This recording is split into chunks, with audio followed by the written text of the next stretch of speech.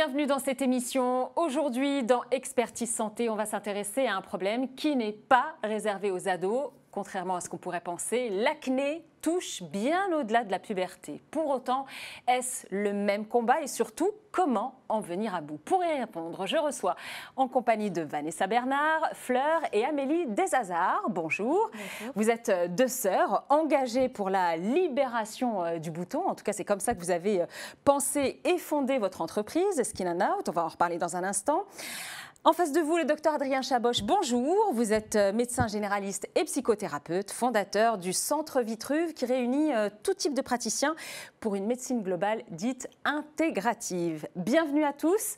Alors on va planter tout de suite le décor. Quand on parle d'acné de l'adulte, en quoi est-ce qu'elle est différente de cette acné juvénile, Amélie ? Alors au niveau de la peau, l'acné adulte et adolescente, c'est la même chose. C'est un problème inflammatoire au niveau du follicule pilosébacé, qui sont ces petits trous que vous avez au niveau du visage, mais aussi des zones du corps.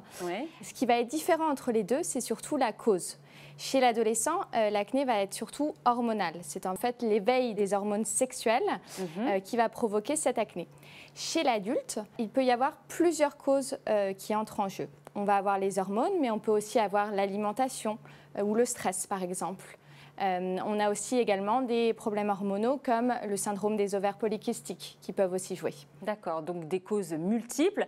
Ça touche combien de personnes exactement, docteur Chaboch, cette acné de l'adulte ? Ce qu'il faut savoir pour remettre un contexte, c'est que c'est le premier motif de consultation en dermatologie. C'est-à-dire que ça touche 6 millions de personnes en France. Ça veut dire qu'on connaît tous autour de nous des personnes qui ont de l'acné. Exactement. Qu'est-ce qui se passe? C'est qu'au moment de l'adolescence, c'est 60 à 70% des adolescents qui vont être touchés par l'acné. Et à ce moment-là, la forme sévère, c'est-à-dire le fait de mal le vivre, va toucher 15%. La différence... Chez l'ado? Chez l'ado, exactement. Et chez l'adulte, il y a... Allez, 40% des adultes qui vont avoir de temps en temps un bouton d'acné, c'est ponctuel et intermittent. En revanche, chez certains adultes, ça va être un vrai problème continu. Ça représente déjà un peu moins, 20-25% des adultes. Et chez ces 20-25% d'adultes, ce qui représente quand même 200 000 personnes, il va y avoir une grande majorité, quasiment 70%, qui vont s'en plaindre en considérant que c'est une souffrance sévère. C'est-à-dire que ce n'est pas forcément le nombre de boutons, ce n'est pas forcément des formes graves de l'acné, mais ça va être le vécu de la maladie. Donc la différence entre l'adolescent et l'adulte, c'est que chez l'adulte, c'est un problème qui va rester et qui va être considéré comme plus sévère dans le ressenti des patients. Fleur, Amélie, c'est vrai que pour vous, l'acné, ça a été un peu une histoire familiale. Comment est-ce que l'acné s'est invité dans votre histoire ? Alors avec Amélie, on a de l'acné depuis plus de 10 ans. Une acné qui s'est aggravée notamment après l'arrêt de la pilule contraceptive. Donc vous en aviez ado déjà ? On en avait déjà ado, mais une acné plutôt légère. Comme tout le monde, on va dire. Voilà, un peu un rite de passage. Et ça s'est aggravé justement quand on a arrêté la pilule. On avait envie de retrouver l'équilibre naturel de notre corps et il nous est arrivé quelque chose d'assez classique où 2 à 3 mois après l'arrêt de la pilule, on a vu notre acné réapparaître et même être aggravée. Et là, on s'est retrouvé face à des solutions qu'on avait déjà testées, déjà vécues et qui ne nous correspondaient plus. Pourquoi ? Parce qu'elles n'étaient pas forcément naturelles et parce qu'elles n'étaient pas globales. Donc elles s'adressaient vraiment aux symptômes, le bouton, mais n'allaient pas jusqu'à la cause. Justement, est-ce que c'est hormonal ? Est-ce que c'est lié à une alimentation, etc. Et comment vous avez réagi face à ça ? On a décidé de mener notre enquête. On est allé interroger plusieurs personnes qui souffraient d'acné comme nous à l'âge adulte, mais aussi des professionnels de la santé, comme le docteur Chaboch, mais d'autres professionnels, des psychologues, des nutritionnistes, des dermatologues, des endocrinologues, qui tous en fait nous ont confirmé le besoin pour une approche plus globale et plus naturelle pour soigner l'acné adulte. Et c'est là où on s'est dit, du coup, avec Fleur et à l'aide de professionnels de la santé qui ont accepté de nous suivre, qu'on allait développer notre propre solution, Skin & Out. Alors, à travers votre histoire, docteur Chaboch, on entend qu'il y a cette envie, ce retour au naturel. Est-ce que vous l'avez observé déjà dans votre pratique au quotidien ? Est-ce qu'on parle là de tendance ou véritablement de lame de fond ? Oui, il y a vraiment une demande de la part des patients. Il y a quelques années, un bon médecin, entre guillemets, dans un certain stéréotype, c'est un médecin qui prescrivait beaucoup de traitements. Vous ne savez pas toujours pourquoi, mais... Non, exactement. Mais à l'heure actuelle, c'est une demande différente, c'est une demande de compréhension. Donc la demande, elle est différente. Elle n'est pas simplement « donnez-moi un traitement », parce que chaque traitement qui existe, il y en a quelques-uns, 2 grandes familles principalement, exposent tout a des effets indésirables, sécheresse de la peau, desquamation, problèmes de contraception, etc. Les patients vont être à la recherche d'autre chose, d'être entendus, d'être écoutés, de savoir pourquoi est-ce qu'il m'arrive ça, est-ce que c'est normal, est-ce que c'est naturel. Vous étiez surprise de voir qu'il y a autant d'adultes touchés. J'avoue, je ne m'attendais pas. Déjà de les rassurer en disant oui, c'est normal et il y a des choses à faire, mais pas simplement traiter le symptôme, s'intéresser à la personne et donc à un accompagnement. Alors justement, Amélie, comment on traite cette acné de l'adulte? On ne va plus regarder seulement le symptôme, le bouton, mais on va revenir à la source et regarder également la cause. Donc le stress, l'alimentation, un historique ou même une routine de beauté non adaptée. Et comment on va faire ça concrètement? Avec 3 piliers. Du coup, avec des soins pour la peau, des compléments alimentaires et un accompagnement personnalisé en ligne sur notre site internet. C'est vraiment cette approche globale qui fait la force de notre solution et grâce à laquelle on a le plus d'efficacité et ce, sur le long terme. Alors c'est vrai qu'on a l'impression finalement qu'on a changé de paradigme, pour reprendre un peu un mot qu'on entend beaucoup. Ça change vraiment la perception du bouton, Fleur? Oui, complètement, parce que c'est vraiment l'idée du bouton messager. Donc, c'est-à-dire? C'est un petit messager que votre corps envoie pour prévenir d'un déséquilibre intérieur, de quelque chose qui ne va pas. Et en fait, à partir du moment où on voit l'acné de cette façon-là, on ne la subit plus. On devient acteur dans son traitement de l'acné. On va mener son enquête, essayer de comprendre les causes de son acné et la façon de les traiter justement de façon globale. En fait, c'est notre corps qui nous parle, quoi, tout simplement. Exactement. Est-ce que vous êtes d'accord avec cette notion de bouton messager, Dr Chaboch? On a une manifestation à la surface de la peau et on a 5 à 10 causes qui peuvent être mélangées, intriquées. Pourquoi à ce moment-là, il se passe ça dans ma vie? Si on ne voit que la surface sur le front, on néglige ce qui s'est passé dans l'organisme. Est-ce que c'est l'alimentation? Est-ce que c'est le stress? Est-ce que c'est le sommeil? Est-ce que c'est mon rapport social aux autres? Est-ce que c'est mes hormones? Est-ce que c'est ma contraception? Et là, si on s'intéresse à ça, on a une meilleure précision pour aider le patient, pour l'aider à comprendre. Et donc, pour l'accompagner, le traiter.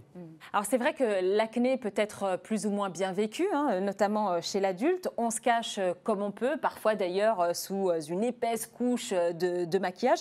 Est-ce que ça c'est une bonne idée ou pas, Amélie, de mettre du maquillage sur de l'acné? Il y a une étude qui a été faite aux États-Unis qui montre que sur 1000 personnes, 3 personnes sur 4 n'osent pas sortir sans maquillage quand elles ont de l'acné. On n'assume pas, quoi. On n'assume pas. Alors ça, c'est moins ce qui nous gêne avec Fleur, parce que quand on a des boutons, on peut tout à fait comprendre qu'on ait envie de cacher ces boutons. Le problème, c'est surtout de bien le faire, et ça, on guide nos consommateurs pour bien le faire sur notre blog et notre Instagram.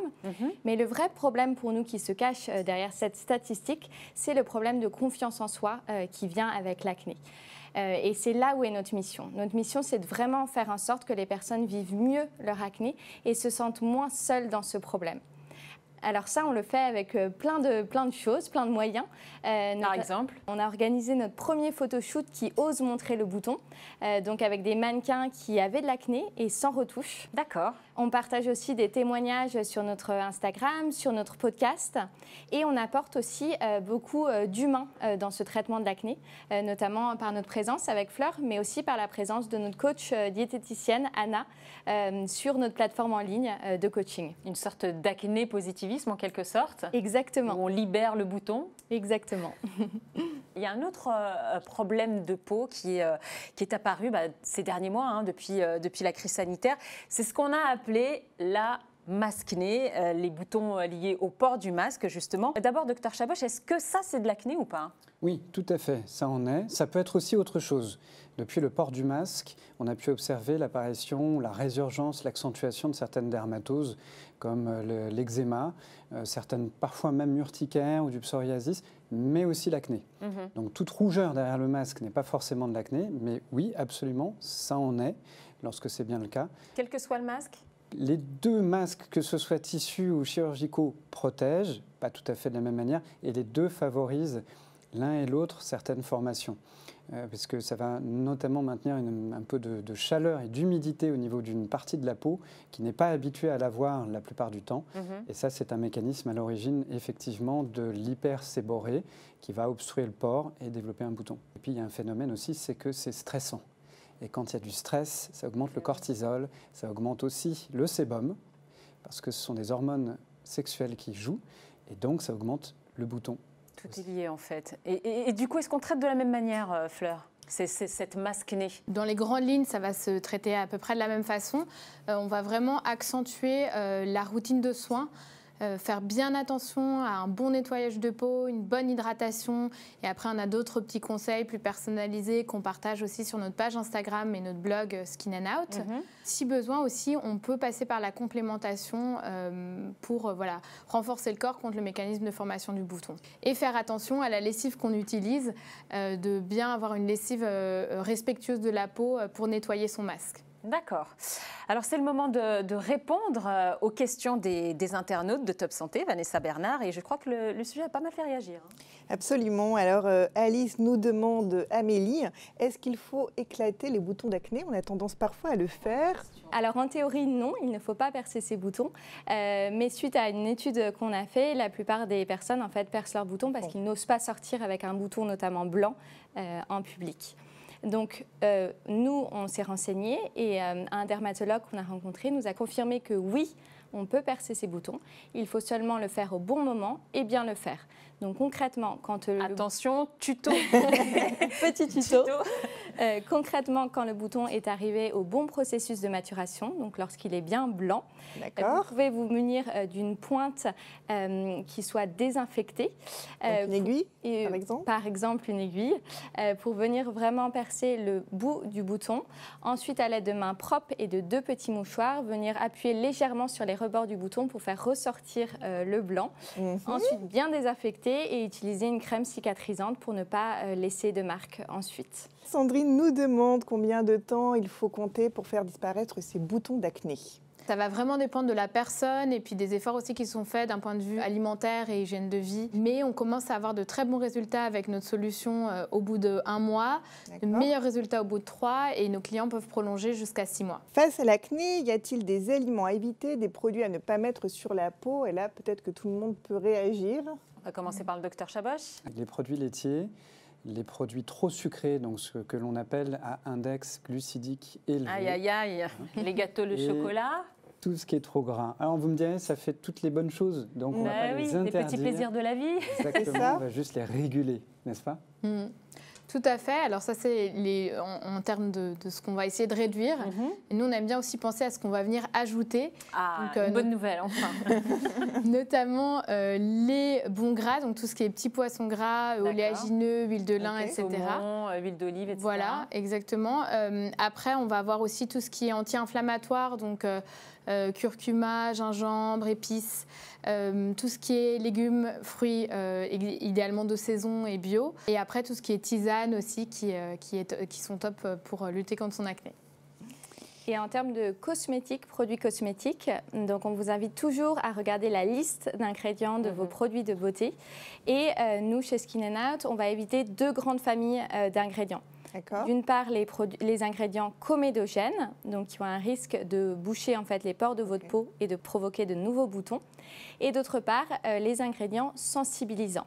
Notamment, nous, dans nos produits cosmétiques, nous n'utilisons pas de parfum ou d'alcool qui pourrait sensibiliser la peau, une peau adulte à tendance acnéique et faire un effet inverse et donner des boutons. Bien regarder les étiquettes.